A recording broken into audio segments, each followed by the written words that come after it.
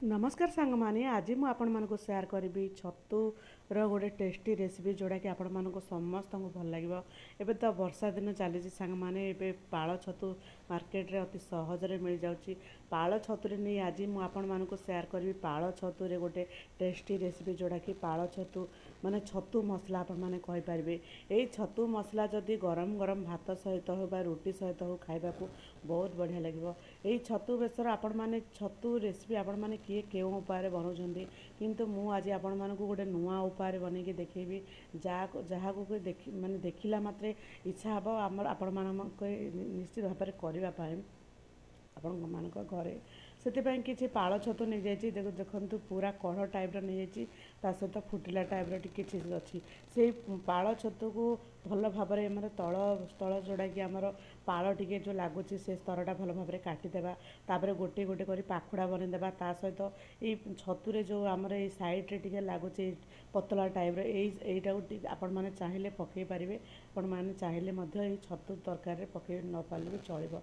ये भाव सबू छतु को एमती भल भाव सफा करदेबा सफा करदेला गोटी गोटी गोटी गोटी करमती मझीरू नाड़ दुई नाड़ को मझीरू खंड करदेबा ता सहित आमर जो छतुर फुलटी रही दुई रु तीन खंड एमती करदेबा जहाँद्वारा कि छतुर माने पूरा अति सहज छोट छोट छोट खिला खिला ही रहिबो। तापर ये सब को भल भाव में माने काटिदेला गोटे ग्लास रे गोटे पानी देदेबा जहाँद्वारा कि आमर भल भाव छतु भल भाव आगरू तो छतु भल भाव धोई देछि तापर अल्प टिके हलदी गुंडा देदेबा अल्प टिके हलदी गुंडा देवा द्वारा आमर ये छतुटी आमर जेकोसी से माटी कौन जीवाणु पत्र थी सहित से आमर हलदी गुंडार से भल भाव मरीज ता सहित किसी बेसिक मसला जोड़ा कि गोटे गोटे पियाज ता सहित किसी रसुण ता सहित आमर जोड़ा कि गोटे टमाटो को काटी देछि ता सहित किसी तीनोटी सुखिला लंका जोड़ा कि अधिक एटा टिके तीखा राग खाइबा को पसंद हुए ता सहित अल्प टिके जीरा ता सहित अल्प टिके आमर अदा आड करदेबा मुझा जोड़ा कि अदा रसुण पियाज बनाऊँ आपण मैंने चाहिए मैंने सोरिष मसला दे बनई पार अल्प टिके पानी दे ताकू गोटे फाइन गोटे पेस्ट करदेबा जोड़ा कि आमर छतु मसला बर्तमान ताकू साइड करवा बर्तमान जा कड़ई कड़ई रे 2 रु 3 चामच आमर नहीं जा सोरिष तेल आमर जेकोसी मसला तरकारी बनइबा चाहे कि ग्रेवी आइटम बनइबे ताकू बहुत बढ़िया लगी थाए। तापर सोरिष तेल भल भाव भाजी गला काटी रखि आमर जोड़ा कि छतु को पकईदेबा काटी रखा छतु को भल भाव लो टू मीडियम जाल टे भाजीदेबा जहाँद्वारा कि आमर छतु जदि एमती अल्प टिके तेल जदि भाजीदेबा ताहले छतुर जो पानी थाए सब भल भाव मरी जाए ता सहित छतु माने टिके भाजी देले आम जो तरकारी बनइबा ताहले बहुत बढ़िया माने टेस्टी लगे जदि आम डायरेक्ट एमती बनइबा ताहले तार गोटे छतुर गोटे बास्ना आसीଯିव से छतु को टिके सॉफ्ट बनइबा अल्प टिके घोड़ाई 5 रु 10 मिनट घोड़ाई घोड़ाई एमती टिके भल भाव में भाजीदेबा देखो घोड़ाई घोड़ाई एमती भाजीदेबा द्वारा आमर ये छतुटी भल भाव में भाजी ही जाइए ता सहित देखो पूरा पानी पूरा भल भाव में छतुर जी पानी देती माने पानी तो ना से छतुर ही पानी बाहर से छतुर पानी भल भाव में पूरा देखु पूरा मरीगला टाइप रही मरीगला यही छतु जो आम बसैबा टी जाल को टी हाई स्पीड बसैबा जो द्वारा कि अति कम अति जल्दी हो जोड़ा कि आम भल भाव भाजी होपर ताकू भल भाव साइड करवा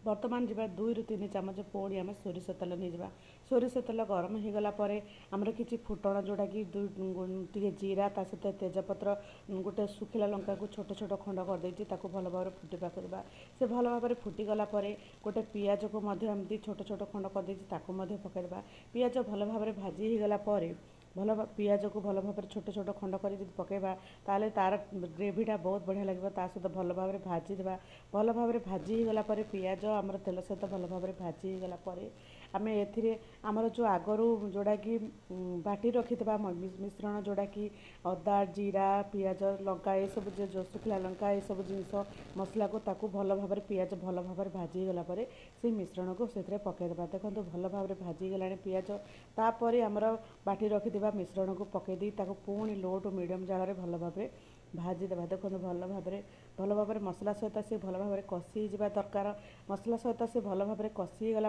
अल्प टिके पानी दे भल भाव कषिबा देखो जिते भल भाव कषिबा ताहले तार କଲର୍ଟା ବହୁତ ବଢ଼ିଆ ଲାଗିବ। ତା ସହିତ ଖାଇବାକୁ ମଧ୍ୟ ଏଇ ଆମର ଅଦା ରସୁଣର କଞ୍ଚା ସ୍ମେଲ୍ ମଧ୍ୟ ପଳେଇଯିବ।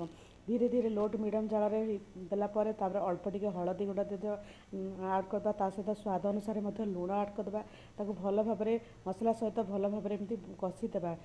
ଲୁଣ ପକାଇବା ଦ୍ୱାରା ଆମର ଏଇ ମସଲାଟି ଅତି କମ୍ ସମୟ ଭିତରେ ଆମର ମସଲା ସିଝି ଯାଇଥାଏ। ତା ସହିତ ଅତି କମ୍ ସମୟ ଭିତରେ ମଧ୍ୟ ଆମର ମସଲାଟି ଭଲ ଭାବରେ ବନି ଯାଇଥାଏ। ତାପରେ ଏଇ ଆମର ଛତୁ ତରକାରୀକୁ ଆଉ ଛତୁ ତରକାରୀ ମାନେ ଟିକେ ଆଳୁଟା ପଡ଼ିବା ନିହାତି ଦରକାର। ଗୋଟେ ଆଳୁକୁ ମଧ୍ୟ ଛୋଟ ଛୋଟ ଖଣ୍ଡ କରିଦେଇଛି, ତାକୁ ମଧ୍ୟ ପକାଇଦେବା। ଆପଣମାନେ ଚାହିଁଲେ ମଧ୍ୟ ଆଳୁକୁ ଭାଜିକି ମଧ୍ୟ ନେଇପାରିବେ, କିନ୍ତୁ ଏମିତି ଭାବରେ ନେଲେ ମଧ୍ୟ ଆଳୁ ଅତି ସହଜରେ ସିଝିଯିବ, ମୋତେ ବହୁତ ବଢ଼ିଆ ଲାଗିବ। ତ ଭଲ ଭାବରେ ଆଳୁ ସହିତ ଭଲ ଭାବରେ ମସଲା ସହିତ ଭଲ ଭାବରେ କଷିବା। ତାପରେ ଭାଜି ରଖିଦେବା ଆମର ଯେଉଁଟାକି ଛତୁକୁ ମଧ୍ୟ ସେଥିରେ ପକାଇଦେବା। ଛତୁ ଆଳୁ ଆଉ ମସଲା ସହିତ ସେ ଭଲ ଭାବରେ ଛତୁ ଭାଜି ରଖିଥିବା ଯେଉଁ ଛତୁ ଆଗରୁ ଭାଜି ରଖିଥିବା ଛତୁକୁ ମଧ୍ୟ ପକାଇଦେବା। ତାକୁ ଭଲ ଭାବରେ ମସଲା ସହିତ ପୁଣି ତାକୁ ଭଲ ଭାବରେ ଏପଟ ସେପଟ ଲେଉଟାଇ ଦେଇ ଭଲ ଭାବରେ କଷିଦେବା। ଦେଖନ୍ତୁ ଭଲ ଭାବରେ କଷିଗଲାଣି। ଏହି ସମୟରେ ଏଥିରେ ପାଣି ଟୋଟାଲି ଦେବାନି, ଯେହେତୁ ଆମର ଛତୁରେ ଅଳ୍ପ ଟିକେ ପାଣି ରହିଯାଇଛି, ତା ସହିତ ମସଲାରେ ମଧ୍ୟ ଟିକେ ପାଣି ରହିଛି।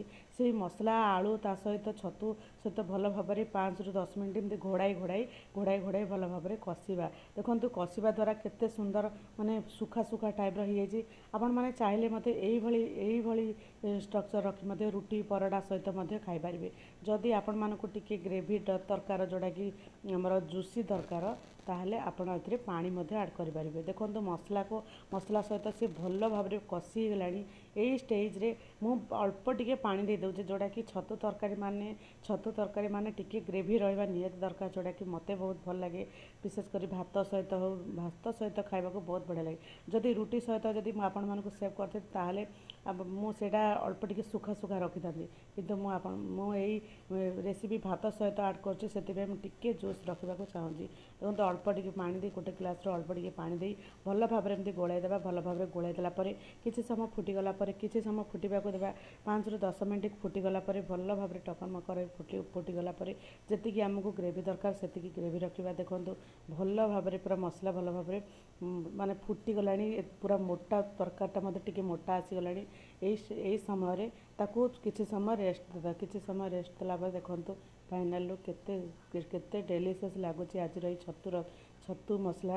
ଆଶା କରୁଛି ଆଜିର ଏଇ ଛତୁ ମସଲାଟି ଆପଣମାନଙ୍କୁ ନିଶ୍ଚିତ ଭାବରେ ଭଲ ଲାଗିଥିବ। ସାଙ୍ଗମାନେ ନିଶ୍ଚିତ ଭାବରେ ଘରେ ଟ୍ରାଏ କରନ୍ତୁ, ଆଉ କେମିତି ଲାଗିଲା ଆପଣମାନଙ୍କର ଅନୁଭୂତି ମୋ ସହିତ ସେୟାର କରନ୍ତୁ। ଏଇ ଛତୁ ମସଲା ସହିତ ଗରମ ଭାତ, ରୁଟି, ଯେକୌଣସି ଆଇଟମ୍ ସହିତ ବହୁତ ବଢ଼ିଆ ଲାଗିବ। ସାଧାରଣତଃ ଏବେ ବର୍ଷା ଦିନ ଚାଲିଛି, ଏଇଭଳି ଭାବରେ ଗରମ ଯଦି ଛତୁ ବେସର ହେଇଯାଏ, ତାହେଲେ ଖାଇବାଟା ଡବଲ୍ ହୋଇଯିବ। ଆଉ ଆପଣମାନଙ୍କୁ ଯଦି ମୋ ରେସିପି ଭଲ ଲାଗୁଛି ସାଙ୍ଗମାନେ, ନିଶ୍ଚିତ ଭାବରେ ଗୋଟେ ଲାଇକ୍ କରିବେ। ଚ୍ୟାନେଲରେ ନୂଆ ଥିଲେ ସବସ୍କ୍ରାଇବ୍ କରିବାକୁ ଭୁଲିବେ ରହୁଛି ସାଙ୍ଗମାନେ। ପୁଣି ଦେଖାହେବ ନୂଆ ଏକ ରେସିପି ସହିତ। ଜୟ ଜଗନ୍ନାଥ ସାଙ୍ଗମାନେ, ଜୟ ଜଗନ୍ନାଥ।